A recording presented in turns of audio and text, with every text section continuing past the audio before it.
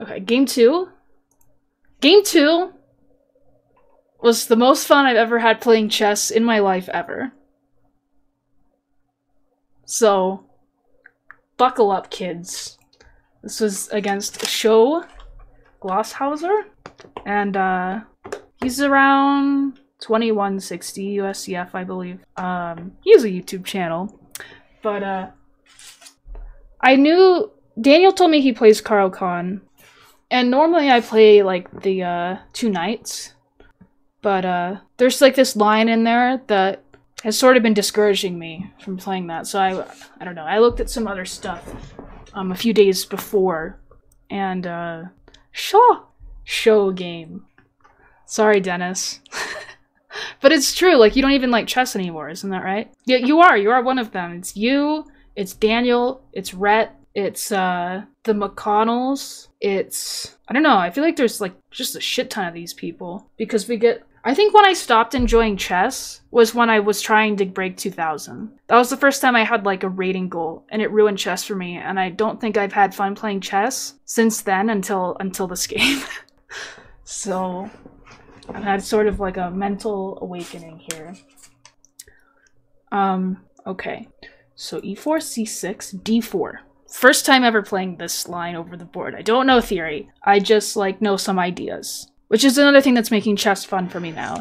Not just like being like tunnel vision, only playing my openings, and like locking myself in a sort of an echo chamber where I only look at like the same ideas. It's like I'm actually learning about chess instead of learning about just like one opening. Because there's so much chess. So okay, so I play d4, d5, e5, bishop f5. And I play h4, and okay, now all I know is that the moves that are possible are h6, h5, queen c7, and queen b6. I'm sure there are other moves, but those are the ones that I looked at. And I only sort of remember against h6 we get to play g4, and then like e6. So I know that, but no, I mean, someone this high rated isn't going to do that. So he played h5, and I'm sort of out of theory now. Kind of on my own, so I just get to play chess, which is fun. Apparently, like, the two like main moves here are bishop d3 and bishop g5. I played bishop d3, but Josh was telling me about bishop g5, and it gets like really interesting apparently, and black has to play perfect or they lose, and it leads to like a sort of a draw. So thinking about looking at that because it sounds pretty cool, like a little weapon against higher rated players who don't want to draw me. But okay, I play bishop d3, takes, queen a5, check. And I thought for a little while here I wasn't really sure how to defend this check, but I thought knight d2 made the most sense, and I think it's the best move. Because it's just, I don't want to play c3 because I want to play c4 later on. It doesn't make sense. Bishop d2 like maybe is fine, but I was like unsure of what's happening after queen b6. So I played knight d2, e6, and I still don't know what to do, so I developed a horse because I like to develop my pieces because that usually helps with chess. And he said he thought he'd do the same. He played knight h6, castles, knight f5, and you know, I'm really sitting there and I'm completely unsure about like the eval here and about my position. I have a lead in development, but he has a knight on f5, and this could potentially be weak, so I don't really know what's going on. So I play c4, just try and attack his center a little bit and maybe grab the c-file. Seems logical. And then bishop e7, and I thought for like 20 minutes. And I came up with quite a bit of nonsense. A little bit of a novel line here that I came up with.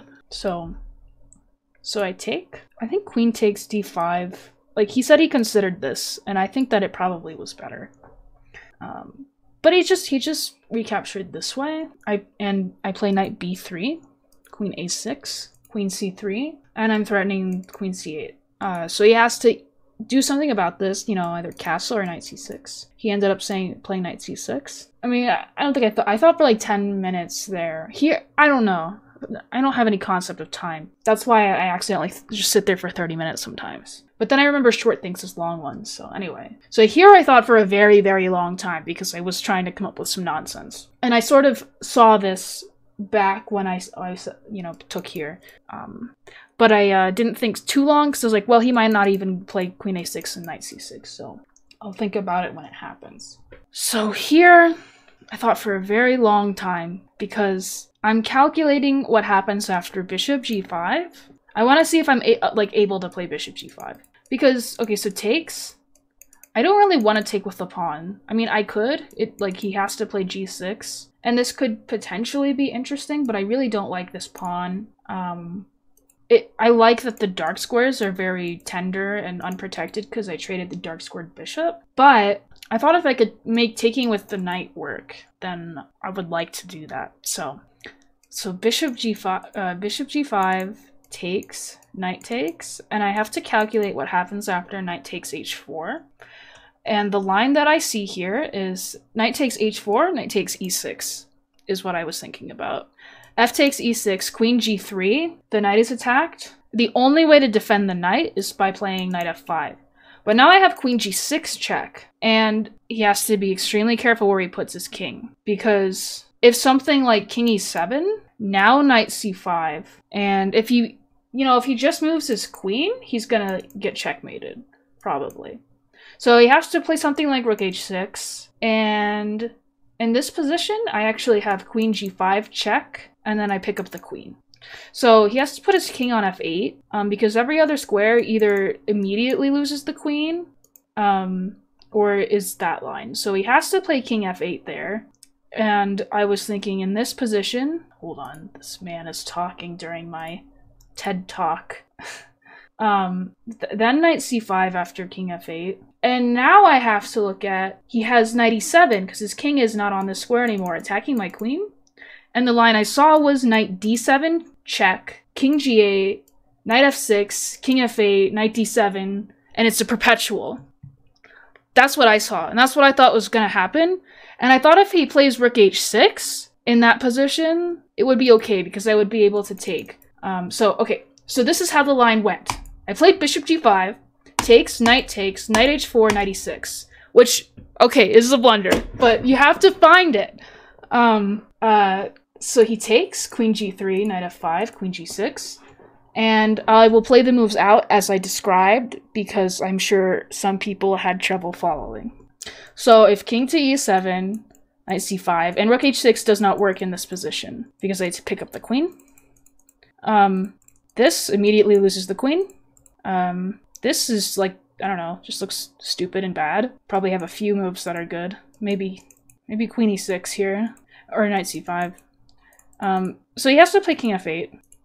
Now knight c5. And in this position, as I described, knight e7, this is a perpetual. And I thought this is how the game would end. This is draw scenario number 1, as we called it. But what I missed was after rook h6. I can't do this because of queen takes f1. So I was like, oh, fuck. So then I had to think for a long time again because I just had a silly oversight. And I decided that, okay, I'm probably losing, but I can get some counterplay here. So knight takes e6 check, and he plays king e7. The interesting thing is that king g8, and idea is that now with queen f5, knight e7, and both pieces, he's going to pick up my knight, which we both missed. So that is the win that he missed. But he played king e7, queen takes, and he completely underestimated my counterplay here. So now I get to play queen g5, king d7, takes, and f4. So black should be winning here, but it's going to be very, very difficult. And he has to be very accurate, or he could possibly lose. So I'm down a piece, but I have 2 pawns. My king could potentially get attacked since I allowed this g-file to be open. But his king is also extremely weak, and these pawns are coming, and they're coming fast. So I thought he was going to play rook g6, but I suppose it's sort of the same thing. He played rook g8. So if I play queen f7, then he's going to force a queen trade. And that's, you know, I might as well resign if I allow that. So this is why queen h7. And then he played rook g6. And apparently I thought for a long time here, like, even though rook f2 is forced, I thought for a long time, and he didn't know what I was thinking about. He was like, but I was calculating some shit here again. So I know rook f2 is forced, but I just like kind of wanted to, whenever I have a move that seems like it's forced, I still like to look at crazy shit, because sometimes the crazy shit is there. So I'll put it on the board. I was just, I was expecting queen d3 and like some sort of pin type thing. But then he plays king e6. And, well, simple idea is knight. But it's looking kind of grim for me now. King e6 is not a good move, but I have to find, I think, yeah, the best and only move. Or at least the best and only try in practical terms. So I have to do another long think here. And I can't just allow knight f5, because I can't do anything when that happens. He's just gonna come in and he's gonna destroy me. So I cannot allow this.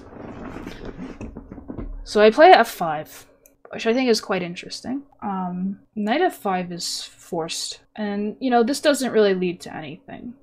But rook f1, and this is deceivingly complex, I think. It looks... I thought queen d3 was a fantastic move, because, it's just killing all my hopes, sort of.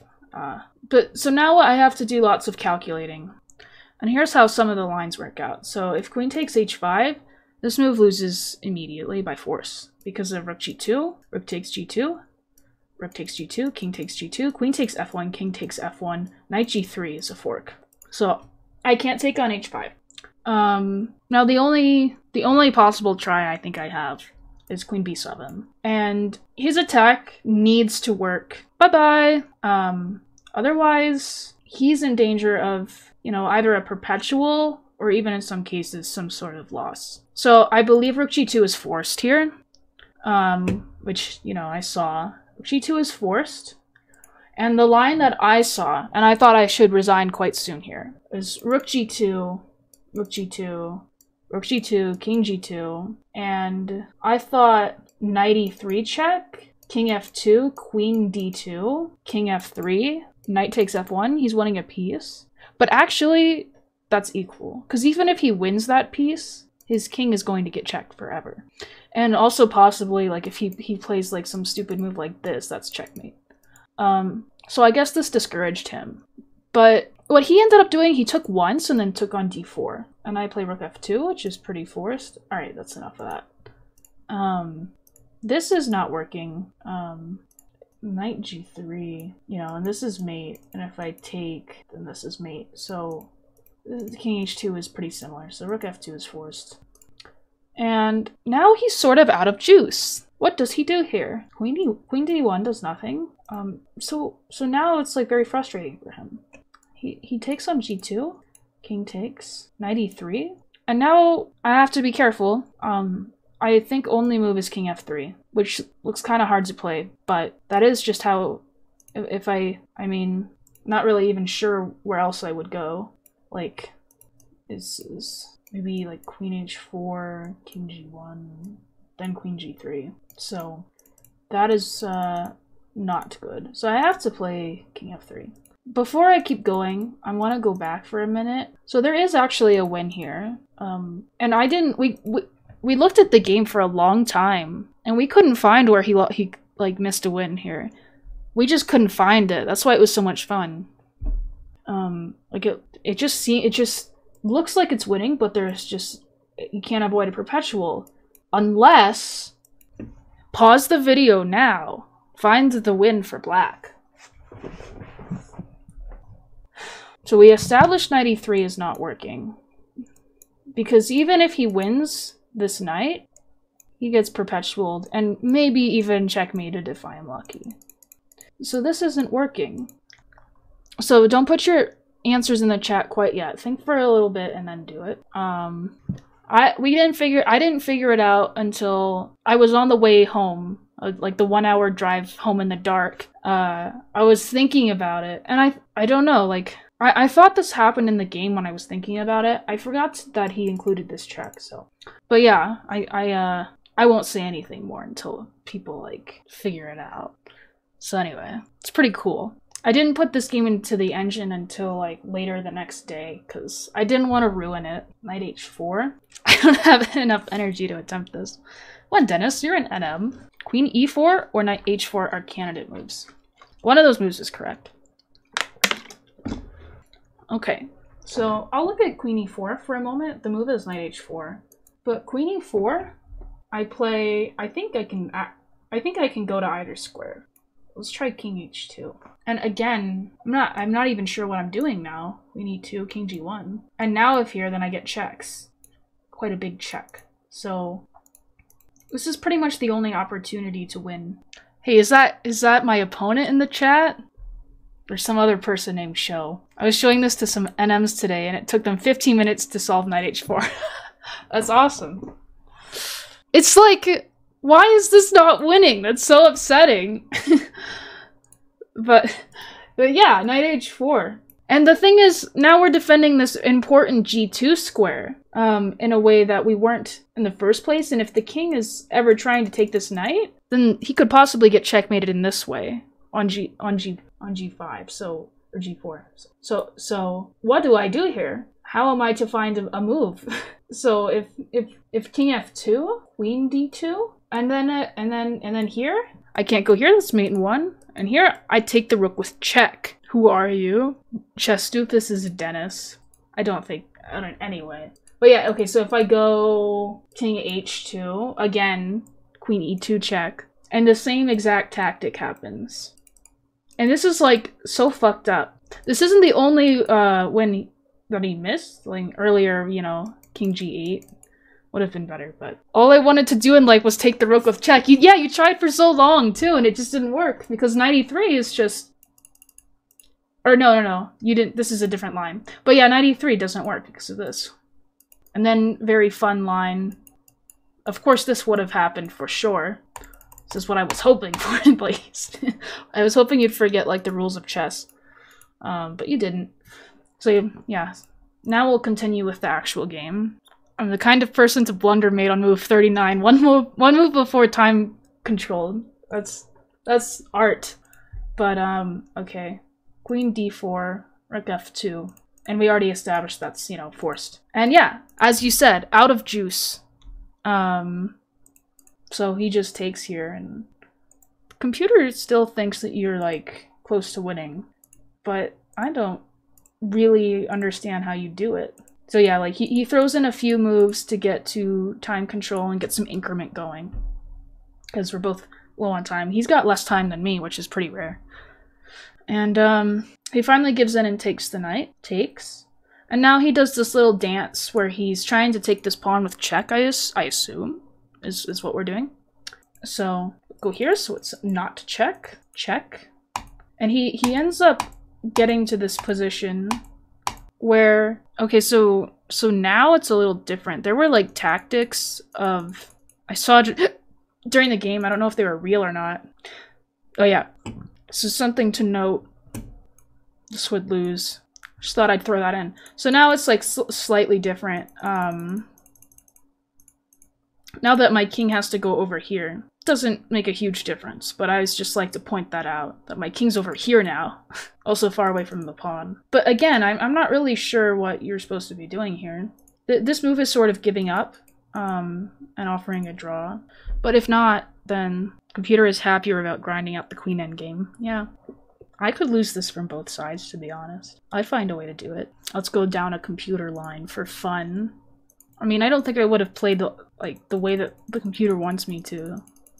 I don't know why I'm pushing my pawn. Can I not just, like, check you a bunch? Oh, you can't go. That is a draw if you go there. So where do you go? King f7. Of course. Because I saw this and I thought this was very easy draw. So I was confused why computer liked this. But you go king f7. No more checks. Damn. What the hell? King f7. I was out of the water too. I had to fill up my... Oh yeah, that was funny. Looks fucking miserable for both sides. This is true. So yeah, so he, you know, he is not a chess computer, so he decided to push a pawn. And I was like, it's my turn to play! I get to play chess now! I haven't gotten to play for so many moves, so... I was like, yay, I get some checks. So then I offered a draw, and he took it, because it's a draw. But that was fun, because there were quite a few scenarios where a draw could have happened, and in the end, it was a draw, which was kind of funny, even though I don't think I was ever winning. I definitely wasn't. I don't know why I said I think. But I was just happy that I actually defended and didn't give up like I used to. So this was a fun game for me. Very poggers of you, as they say. Each. What do we think of this game? This fun game? But yeah. That was that game. So that was like a lot of fun. That was really, it wasn't that long of a game. So, okay. That was a fun chess game that I played. Now I have to look at my bad chess game. But then I played a good chess game after that one. Then I played a really bad one. Thank God it was a draw. I know! I'm still in shock that I didn't lose. So, there we go.